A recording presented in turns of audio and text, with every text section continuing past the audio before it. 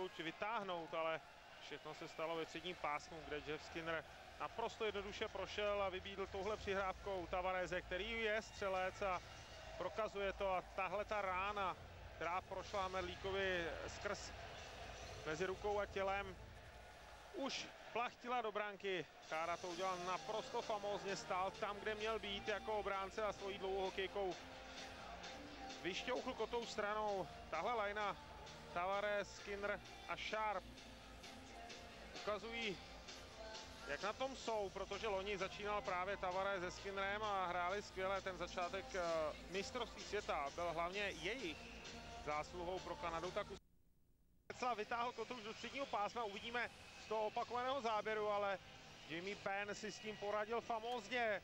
Převzal Kotouč do backendu, což je těžké. Teď uvidíme, jestli to bylo. Ne, já bych řekl na modré čáře. Getzlaff ho vybídl tou přihrávkou do backendu. To přijal v jedné ruce, dokázal odmítnout bránícího hráče a forehandem umístit. Tady ta časovaná přihrávka, perfektně sehraná věc. Ben už byl za obranou Slovenska a už zbývalo Kanadě jenom se radovat. Čas 14-2. Začiatok druhej tretiny ako hrom. No Palko, neuveríš mi, ale práve som mal na jazyku, že som chcel povedať, že Kanadania sú v takej až príliš veľkej pohodičke a my máme hráčov, ktorí dokážu niečo vymysleť ofenzívne a hneď sa to aj ukázalo.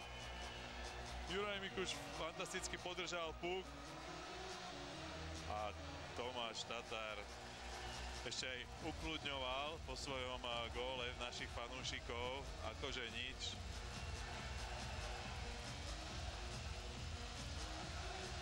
Áno, áno, tuto máme, tak snáď ešte prídu od neho nejaké veci, keď už nebude upokojovať, ale naopak burcovať. Asi ešte len to naozaj, to fantastické len má prísť.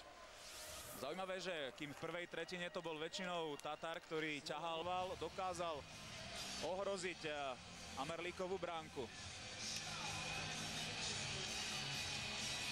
Je to škoda, je to trošku nešťastný gól. Myslím si, že Peter tú strelu asi nevidel. No, aj keď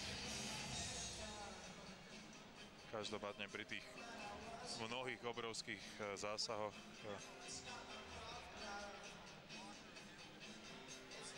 niekedy puk sa proste dostane za bránkovú čiaru. A v tom striedaní sme urobili niekoľko dobrých zásahov. Tam Chris Kudroč fantasticky sundal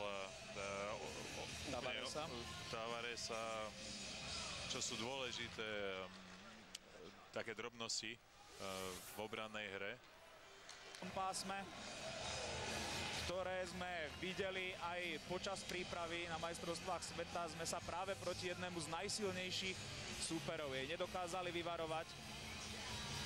Z čistého puku, ktorý sme mali v našom držaní, ktorý zachytil Parcel a O'Reilly, naservíroval gólovú prihrávku Ledovi.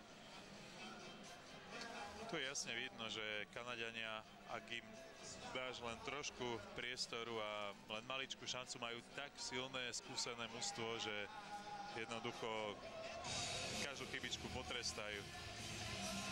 Dovolím si povedať, že už teraz na konci druhej tretiny, že takto dobré kanadské mužstvo na majstrovstvách sveta som nevidel.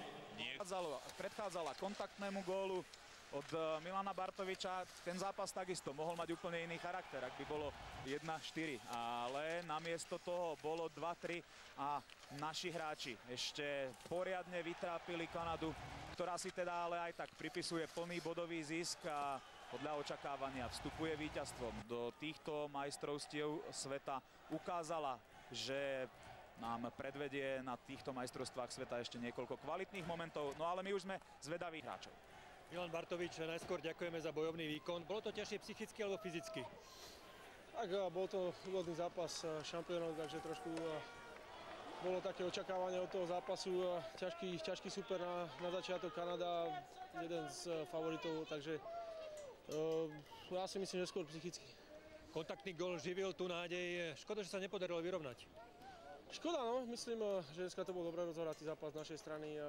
Podali sme dobrý výkon a neby tam nejakých zbytočných chýb, ktoré sme spravili, tak dneska ten zápas mohol byť víťazný.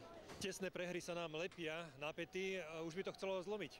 tak dúfajme, že ďalší zápas. Ďakujem.